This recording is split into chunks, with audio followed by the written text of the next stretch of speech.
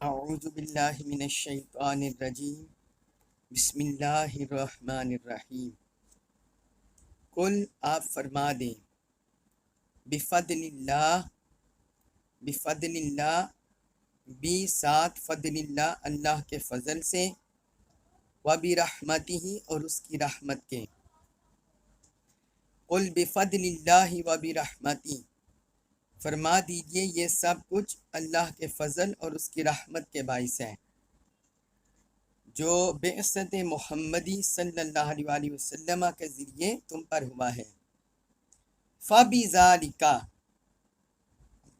بس اس پر فَلْيَفْرَحُوا انہیں چاہیے کہ خوشیاں منائیں فَبِذَالِكَ فَلْيَفْرَحُوا بس مسلمانوں کو چاہیے کہ اس پر خوشیاں منائیں ہوا خیر مما یجمعون ہوا وہ خیر بہتر ہے مما اس سے یجمعون جو وہ جمع کرتے ہیں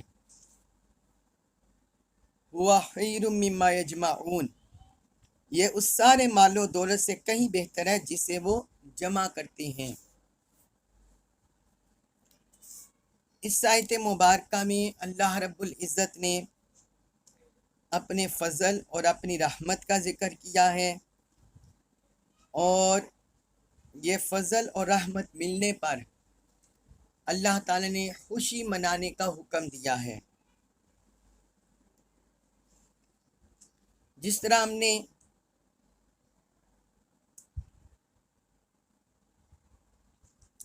ہم نے پہلے بتا دیا کہ اس سورت کے شروع میں جو جتنے بھی منکرین کفار نے اعتراضات کیے، اللہ تبارک و تعالی نے اس کا جواب دیا۔ تو یہاں بھی پچھلی آیت میں قرآن مجید کا ذکر ہو گیا، اب یہاں اس آیت میں اللہ تعالی نے اپنے فضل اور اپنی رحمت کو یکجا کر دیا اور فرما دیا کہ جب یہ اللہ کا فضل اور اس کی رحمت تمہیں ملے تو اس پر خوشی مناؤ۔ اور اس میں بڑی تاکیدات ہیں کہ اللہ رب العزت نے کئی تاکیدوں کے ساتھ اپنے اس فضل اور رحمت کا ذکر کیا ہے۔ اللہ کے فضل سے اس آیت میں کون مراد ہیں اور اللہ کی رحمت سے کون مراد ہیں، وہ ہم قرآن کی دوسری آیات مبارکہ سے دیکھتے ہیں۔ تو یہاں اللہ تعالی نے آغاز کیا، فرمایا قل اے حبیب آپ فرما دیں۔ یہ قرآن مجید کا اسلوب ہے کہ جب کسی اہم بات کا تذکرہ کرنا ہوتا ہے تو اللہ تعالی مختلف اسالیب میں سے ایک اسلوب یہ بھی اختیار فرماتا ہے کہ اس بات کا آغاز لفظ قل سے ہوتا ہے، اے حبیب آپ فرمائیں۔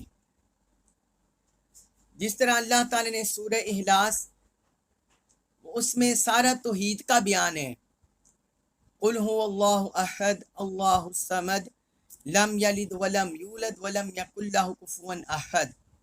ساری سورت توحید پر مشتمل ہے، توحید کے ارکان پر مشتمل ہے، لیکن اس سورت کا آغاز بھی هو اللہ احد کی بجائے اللہ تعالی نے لفظ قل سے کیا۔ لفظ قل میں کیا ہے؟ اس میں واسطہ رسالت ہے، حضور صلی اللہ علیہ وآلہ وسلم کا واسطہ ہے، اس لیے واسطہ رسالت سے وہاں توحید کا آغاز کیا۔ تو یہاں بھی چونکہ اللہ کی ایک بہت بڑی نعمت، پوری کائنات میں اس کی ایک بہت بڑی نعمت کا ذکر ہو رہا ہے، اس لیے اللہ تعالی نے لفظ قل سے آغاز کیا، اے حبیب آپ فرما دیں بفضل اللہ اللہ کا فضل ملنے پر، وبرحمتہ اور اس کی رحمت ملنے پر، کہ جب تمہیں اللہ کا فضل اور اس کی رحمت ملے، اور وہ اللہ کا فضل اور اس کی رحمت کوئی جدا جدا نہ ہو، آگے فَبِذَالِكَ فرمایا فَبِذَالِكَ یعنی اللہ کا فضل اور اس کی رحمت ایک ہی ذات میں جمع ہو، فَبِذَالِكَ پس اسی پر، کہ جو تمہیں اللہ کا فضل ملا ہے اور جو تمہیں اللہ کی رحمت ملی ہے ایک ذات میں، فَلْيَفْرَحُوا، تو انہیں چاہیے کہ خوشیاں منائیں، ان اہل ایمان کو چاہیے کہ خوشیاں منائیں، جو اللہ کا فضل اور اللہ کی رحمت ایک ذات میں جمع تمہیں مل جائے۔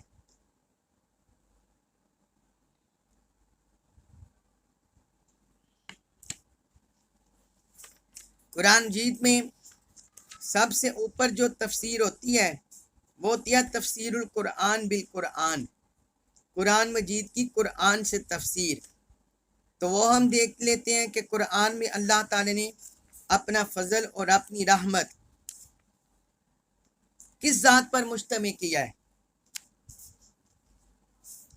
تو وہ کائنات خلق میں سب سے بڑی ذات جس پر اللہ تعالی نے فضل اور رحمت کو جمع کیا وہ حضور صلی اللہ علیہ وسلم کی ذات ہے، حضور کی ذات اقدس ہے، کہ اللہ تعالی نے حضور کو، اپنے حبیب کو اپنی رحمت بھی قرار دیا، اپنا فضل بھی قرار دیا ہے۔ یہ سورت الانبیاء ہے، آیت نمبر 107۔ اس میں اللہ تعالی نے اپنے حبیب کو رحمت کے طور پر فرمایا وَمَا أَرْسَلْنَاكَ إِلَّا رَحْمَةً لِّلْعَالَمِينَ، اے رسول محتشم، ہم نے آپ کو نہیں بھیجا مگر تمام جہانوں کے لیے رحمت بنا کر، یعنی اے حبیب مکرم صلی اللہ علیہ وسلم، ہم نے آپ کو تمام جہانوں کے لیے رحمت بنا کر بھیجا ہے۔ تو اللہ تعالی نے اپنے حبیب کو رحمت للعالمین کا لقب عطا کیا۔ پھر اسی طرح سورۃ البقرہ ہے، آیت نمبر 64، اس میں فرمایا فَلَوْلَا فَضْلُ اللَّهِ عَلَيْكُمْ وَرَحْمَتُهُ لَكُنْتُمْ مِنَ الْخَاسِرِينَ، پس اگر تم پر اللہ کا فضل اور اس کی رحمت نہ ہوتی تو تم یقیناً تباہ ہو جاتے۔ یہ اہل ایمان سے اللہ تعالی نے خطاب کیا۔ تو یہاں فضل اور رحمت سے کون مراد ہے؟ حضور کی ذات اقدس۔ یہ سورۃ البقرہ میں بھی اللہ تعالی نے فضل اور رحمت اپنے حبیب کے لیے ذکر کیا۔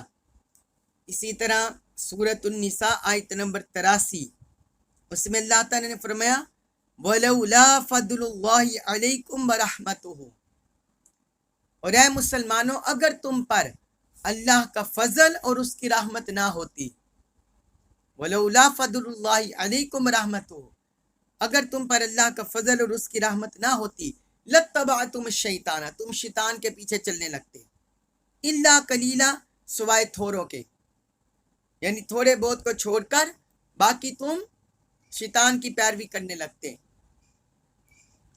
تو یہاں کون مراد ہے؟ جو اللہ کا فضل اور اس کی رحمت ہے حضور صلی اللہ علیہ وسلم کی ذات اقدس، کہ حضور کو فالو کیا اہل ایمان نے، اہل اسلام نے، مسلمانوں نے، تو وہ شیطان کی پیروی سے بچ گئے، آقا علیہ الصلوۃ والسلام کے پیچھے جوں جوں چلتے چلے گئے، شیطان اور شیطانی وسوسے، شیطانی فتنے تو ان سے دور ہوتے چلے گئے۔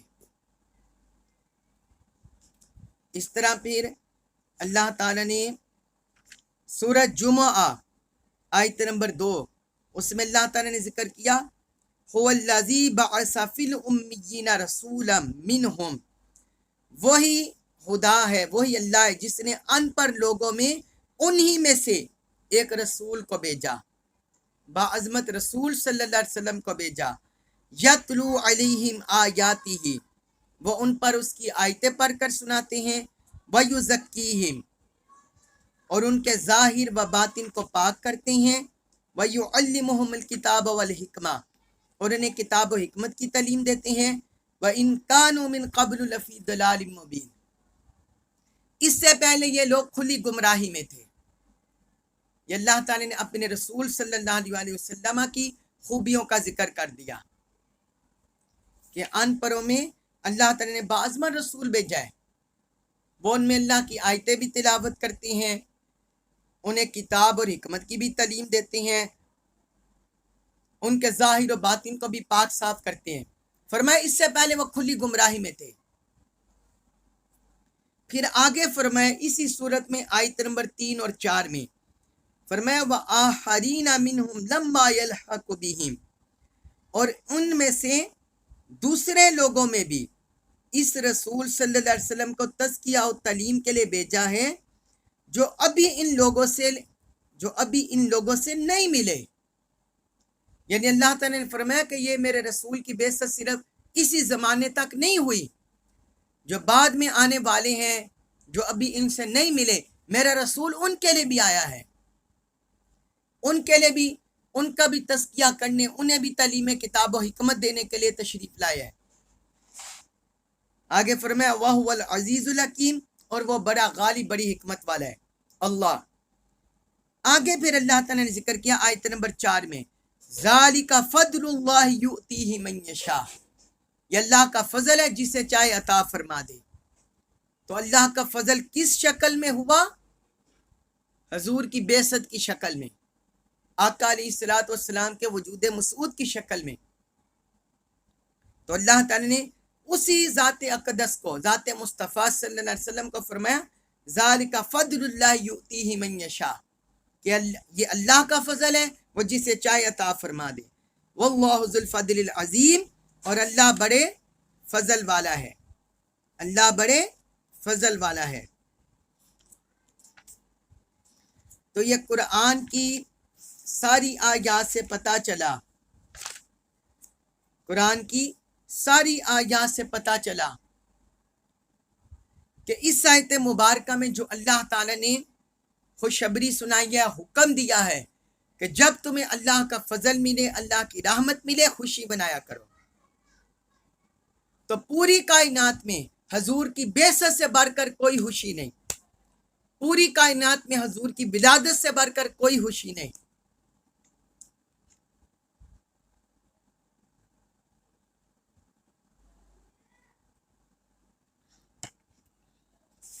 اس لیے کہ حضور صلی اللہ علیہ وسلم سب سے بڑا اللہ کا فضل اور اس کی رحمت ہے۔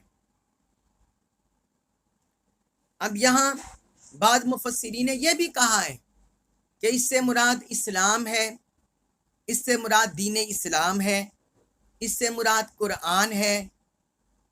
یہ بعض مفسرین نے یہ بھی توجیہ کیا ہے۔ ہم کہتے ہیں کہ بے شک کوئی شک و شبہ نہیں، اسلام بھی اللہ کا فضل اللہ کی رحمت ہے، دین اسلام بھی اللہ کا فضل اللہ کی رحمت ہے، دین شریعت اسلامیہ یہ بھی اللہ کا فضل اللہ کی رحمت ہے، قرآن ملنا ہمیں یہ بھی اللہ کا فضل اللہ کی رحمت ہے۔ مگر دیکھنا یہ ہے کہ یہ ساری نعمتیں، اللہ کے یہ سارے انعامات، سارے اکرامات جو ہمیں ملے ہیں، یہ کس کے توسط سے ملے ہیں، یہ کس کے وسیلہ سے ملے ہیں؟ تو وہ حضور صلی اللہ علیہ وسلم کی ذات اقدس ہے۔ آقا کی ہمارے اندر بعثت ہوئی، آقا کی ولادت ہوئی، تو پھر ہمیں اسلام بھی ملا، نمازیں بھی ملی، روزے بھی ملے، زکوٰۃ بھی ملی، حج بھی ملا، دین اسلام بھی ملا، شریعت اسلامیہ کے احکام بھی ملے، قرآن بھی ملا، سب کچھ ملا حضور کے صدقے۔ تو پھر سب سے بڑا اللہ کا فضل اور اللہ کی رحمت کون سی ہوئی؟ حضور کی ذات اقدس، کہ اللہ تعالیٰ نے ہمیں اپنا پاک کلام بھی اپنے حبیب کے ذریعے عطا فرمایا، اپنے حبیب کے ذریعے عطا فرمایا۔ تو مخلوق کے لیے سب سے بڑے اللہ کا فضل اور اللہ کی رحمت حضور کی ذات اقدس ہے۔ پھر اس پر صحابہ کرام نے بھی تفسیر کیا اس کی۔ حضرت عبداللہ بن عباس رضی اللہ عنہ سے مروی ہے، وہ کہتے ہیں کل بفضل اللہ، فضل اللہ سے مراد حضور صلی اللہ علیہ وسلم ہے۔ یہ تفسیر سیوطی میں ہے، در المنصور جلد 4 صفحہ 368۔ اسی طرح امام ابو شیخ نے، انہوں نے حضرت عبداللہ بن عباس رضی اللہ عنہ سے ایک اور روایت کی ہے، وہ کہتے ہیں وَبِرَحْمَتِهِ، یہ جو اللہ نے فرمایا اللہ کی رحمت، تو فرماتے ہیں رحمت سے مراد حضور صلی اللہ علیہ وسلم ہے۔ یہ بھی تفسیر الدر المنصور میں جلد 4 صفحہ 368۔ اسی طرح علامہ ابن جوزی نے، انہوں نے ضحاک نے حضرت عبداللہ بن عباس رضی اللہ عنہ سے روایت کیا ہے کہ رحمت سے مراد حضرت سیدنا و مولانا محمد صلی اللہ علیہ وسلم ہے، حضور کی ذات اقدس ہیں۔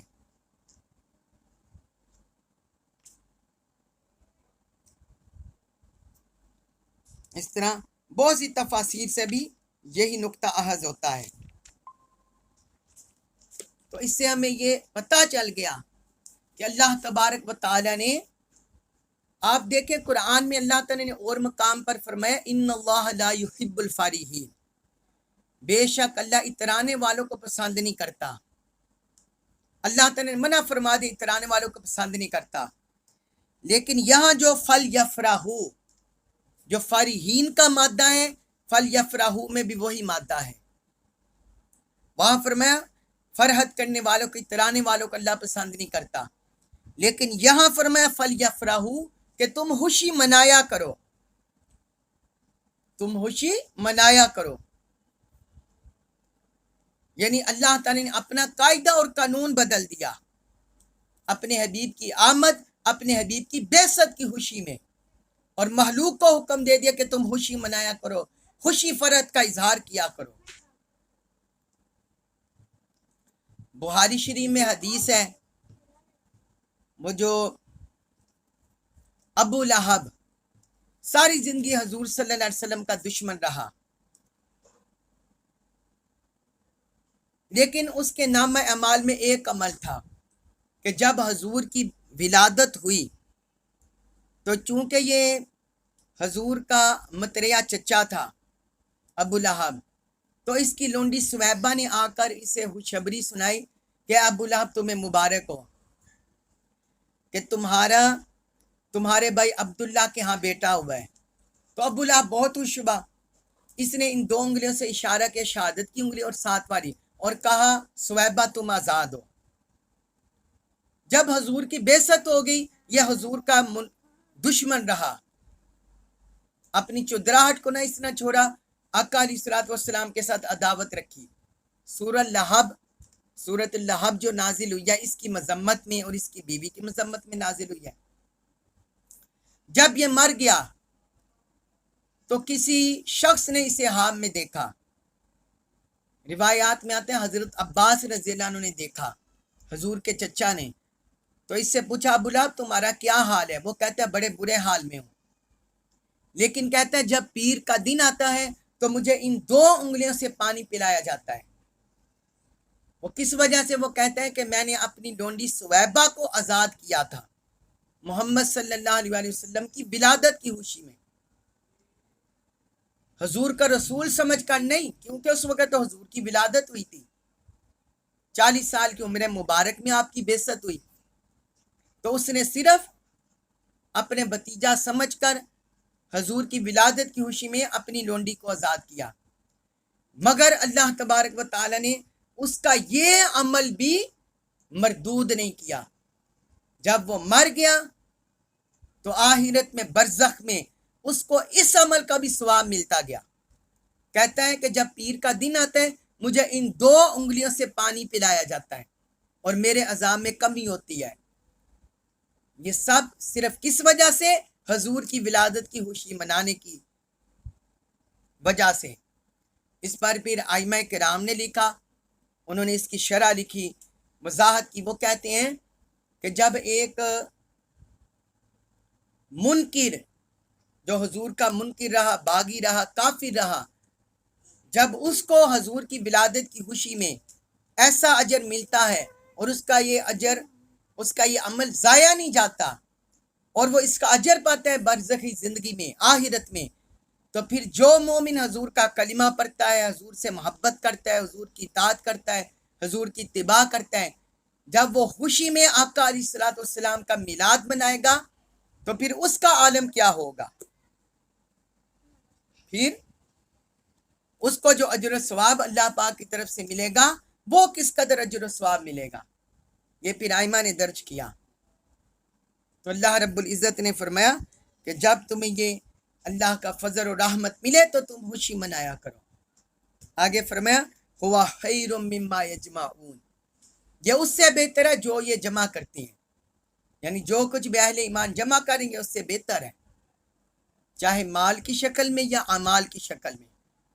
रुपये पैसों दौलत की शक्ल में या नेकियों की शक्ल में, जितने भी, फरमाया जो कुछ जमा कर रहे हैं, जो कुछ इस हजूर की विलादत की खुशी में, बेसत की खुशी में जब बंदा खर्च करेगा तो अल्लाह ताला ने फरमाया यह उस सारे जमा करने से बेहतर है, उस सारे जमा करने से बेहतर है।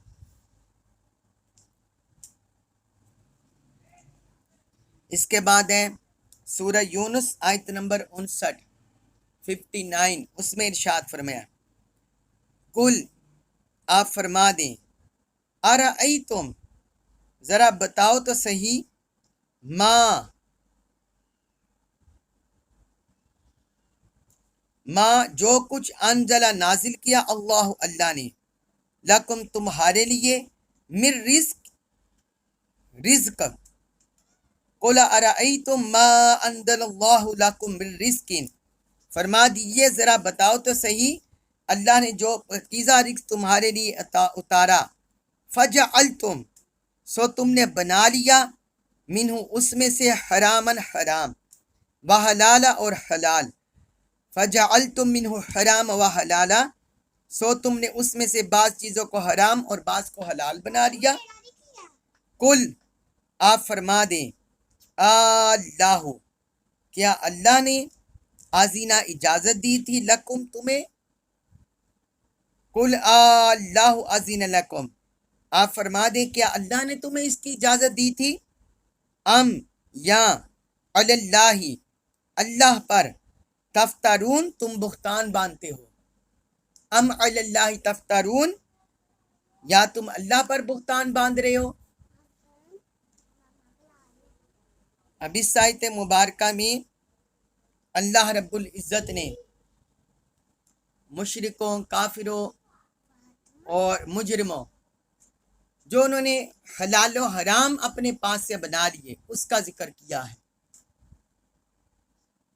जिस तरह उन्होंने दीन इस्लाम में बिगाड़ पैदा करने की कोशिश की, दीन इस्लाम की हक चीज़ों का इनकार किया, हजूर का इनकार किया, कुरान का इनकार किया, इसी तरह उन्होंने जो अल्लाह ताला ने हलाल रिस्क और हराम रिस्क के बारे में अहकाम अता किए थे इसमें भी गड़बड़ कर दी और अपनी तरफ से हराम अपनी तरफ से हलाल बना लिया। अब अल्लाह ताला ने यहाँ उसी का जिक्र किया है, फरमाया कुल ए हबीब फरमाए, अरअयतुम क्या तुम्हारा ख्याल है, मा अंज़लल्लाहु लकुम मिर रिज़्किन जो अल्लाह ताला ने तुम्हारे लिए रिज़्क उतारा, जो अल्लाह ताला ने तुम्हें पाकीज़ा रिज़्क अता किया, तुम्हारे खाने पीने की चीज़ों में, गोश्त की शक्ल में, मशरूबात की शक्ल में, फलों की शक्ल में, सब्जियों की शक्ल में, खेती बाड़ी की शक्ल में, हलाल जो जानवर हैं उनकी शक्ल में, चुपाओं की शक्ल में, पर मैं जो कुछ अल्लाह ताला ने तुम्हारे लिए रिज़्क उतारा है, फजअलतु मिन्हु हराम व हलाला तो तुमने इसमें से किसी को हराम बना लिया, किसी को हलाल बना लिया। इसका जिक्र हम सूरतुल अनआम उसमें तफसीली तौर पर पढ़े हैं। उन्होंने कुछ चीज़ों को अपने बुतों के लिए महसूस कर दिया था।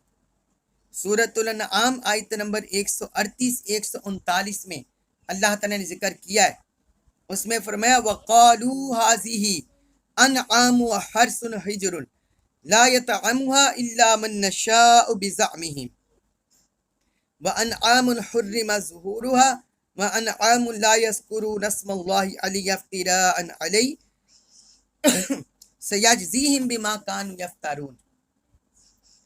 अल्लाह ताला ने फरमाया और उन्होंने कहा ये मवेशी और खेत ममनू है, इसको वही बंदा खा सकता है जिसको उनके जाम के मुताबिक हम चाहें, यानी जो हम चाहें वही इनमें से खा सकता है। और कुछ मवेशी ऐसी हैं जिनकी पीठों को सवारी और बोझ के लिए हराम किया गया है, और कुछ मवेशी ऐसे हैं जिन पर वो ज़िबा के वक़्त अल्लाह का नाम नहीं लेते, अल्लाह पर इफ्तिरा करते हुए अनकरीब अल्लाह उनको इनके इफ्तिरा की भुगतान की सज़ा देगा। तो ये अल्लाह ताला ने जो उन्होंने खेती बाड़ी में اپنے مال مویشیوں کے بارے میں کچھ بتوں کے لیے مخصوص کر دیتے. وہ کہتے نہ اس کا دودھ پیے کوئی اور، نہ اس پر سواری کرے، اور اس کا دودھ اور اس کا گوشت یہ بس چند لوگوں کے لیے مخصوص ہے. پھر آیت نمبر 139 میں فرمایا وَقَالُوا مَا فِي بُطُونِ هَٰذِهِ الْأَنْعَامِ خَالِصَةٌ لِّذُكُورِنَا وَمُحَرَّمٌ عَلَىٰ أَزْوَاجِنَا وَإِن يَكُن مَّيْتَةً فَهُمْ فِيهِ شُرَكَاءُ سَيَجْزِيهِمْ وَصْفَهُمْ إِنَّهُ حَكِيمٌ عَلِيمٌ. اور انہوں نے کہا ان مویشیوں کے پیٹ میں جو بچہ ہے وہ ہمارے مردوں کے ساتھ ہاس ہے اور ہماری بیویوں پر وہ حرام ہے، اور اگر وہ بچہ مردہ ہو تو وہ سب مرد اور عورتیں سب اس میں شریک ہیں. ان قریب اللہ ان کو ان احکام کرنے کی سزا دے گا، بے شک وہ بڑی حکمت والا بہت علم والا ہے. تو جو انہوں نے اپنے پاس سے چیزوں کے بارے میں حلال اور حرام بنا لی تھی، اللہ تعالیٰ نے اس کا ذکر کر دیا. تو یہاں بھی اللہ تعالیٰ نے ذکر کیا قُلْ اللَّهُ أَذِنَ لَكُمْ، آپ فرما دیں کہ اللہ نے تمہیں اس کی اجازت دی تھی کہ تم یہ چیز حلال کر لو، یہ چیز حرام کر لو. ام علی اللہ تفترون، یا تم اللہ پر بہتان باندھ رہے ہو، اللہ پر افطرا باندھ رہے ہو کہ یہ اللہ کی طرف سے سند اتری، اللہ کی طرف سے پیغام آیا ہے. اس کے بعد ہے سورہ یونس آیت نمبر 60 اس میں ارشاد فرمایا وما ظنوا، وما اور کیا ظن الخیال ہے الذین ان لوگوں کا یفترون جو بہتان باندھتے ہیں علی اللہ اللہ پر الکاذبہ جھوٹا یوم القیامتی قیامت کے دن. وما ظن الذین یفترون علی اللہ الکاذب یوم القیامہ، اور ایسے لوگوں کا روز قیامت کے بارے میں کیا خیال ہے جو اللہ پر جھوٹا بہتان باندھتے ہیں. ان اللہ، انا بے شک اللہ لذو فضل، فضل فرمانے والا ہے علی الناس لوگوں پر، ولیکن اور لیکن اکثرہم، اکثر ہم ان میں سے، ولیکن اکثرہم لیکن ان میں سے اکثر لا یشکرون شکر گزار نہیں ہے. ان اللہ لذو فضل علی الناس ولیکن اکثرہم لا یشکرون، بے شک اللہ لوگوں پر فضل فرمانے والے ہیں لیکن ان میں سے اکثر لوگ شکر گزار نہیں ہیں. اب یہاں اس آیت مبارکہ میں اللہ تعالی نے انہیں تنبیہ کیا ہے جو اللہ پر جھوٹا بہتان باندھتے ہیں، اپنے پاس سے حلال و حرام کو گاڑ لیتے ہیں، انہیں تنبیہ کیا، انہیں خبردار کیا. فرمایا وما ظن الذین، ان لوگوں کا کیا خیال ہے یفترون علی اللہ الکاذبہ جو اللہ پر جھوٹا بہتان باندھتے ہیں یوم القیامتی قیامت کے دن کے بارے میں. یعنی جو لوگ اللہ پر جھوٹا بہتان باندھتے ہیں روز قیامت کے بارے میں ان کا کیا خیال ہے. کیا وہ دائمی طور پر ہمیشہ کے طور پر دنیا میں رہیں گے؟ کیا انہوں نے مر کر اللہ کی بارگاہ میں نہیں جانا؟ کیا انہوں نے فنا نہیں ہونا؟ کیا ان کو موت نہیں آنی؟ کیا قیامت کے دن اپنے اعمال کا، اپنے باطل نظریات کا، باطل عقائد کا کیا انہوں نے جواب دہ نہیں ہونا؟ فرمایا قیامت کے دن ان لوگوں کا کیا خیال ہے جو اللہ پر جھوٹا بہتان باندھتے ہیں، جو اللہ نے چیزیں حلال کیا ان کو حرام کر دیتے ہیں، جو حرام کیا ان کو حلال کر دیتے ہیں، اپنے پاس سے بنا لیتے ہیں. تو فرمایا قیامت کے دن کیا جواب دیں گے اللہ کی بارگاہ میں. پھر آگے فرمایا ان اللہ لذو فضل علی الناس، بے شک اللہ لوگوں پر بڑا فضل کرنے والا ہے کہ اللہ تعالی نے اپنے احکام بتانے میں کوئی کمی نہیں چھوڑی، اپنی ہدایت عطا کرنے میں کوئی کمی نہیں رکھی.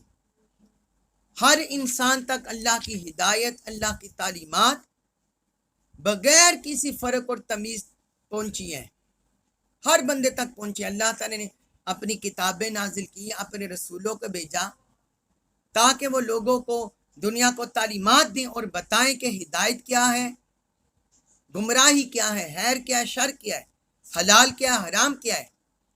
تو اس کے باوجود اگر یہ حلال و حرام اپنے پاس سے چنتے ہیں، اپنی مرضی سے چنتے ہیں، تو اس کا مطلب ہے یہ اللہ کی ناشکری کر رہے ہیں، اللہ کی ناشکری کر رہے ہیں، اللہ کے حکام کو جھٹلا رہے ہیں۔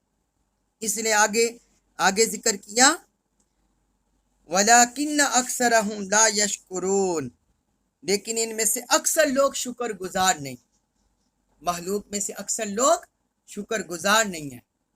وہ اسی طرح اپنی نفسانی خواہشات کے پیچھے چلتے ہیں، اللہ اور اللہ کے رسول کی تعلیمات کو پس پش ڈال دیتے ہیں، اور جہاں ان کا نفس کہتا ہے اس کے پیچھے بھاگتے چلے جاتے ہیں۔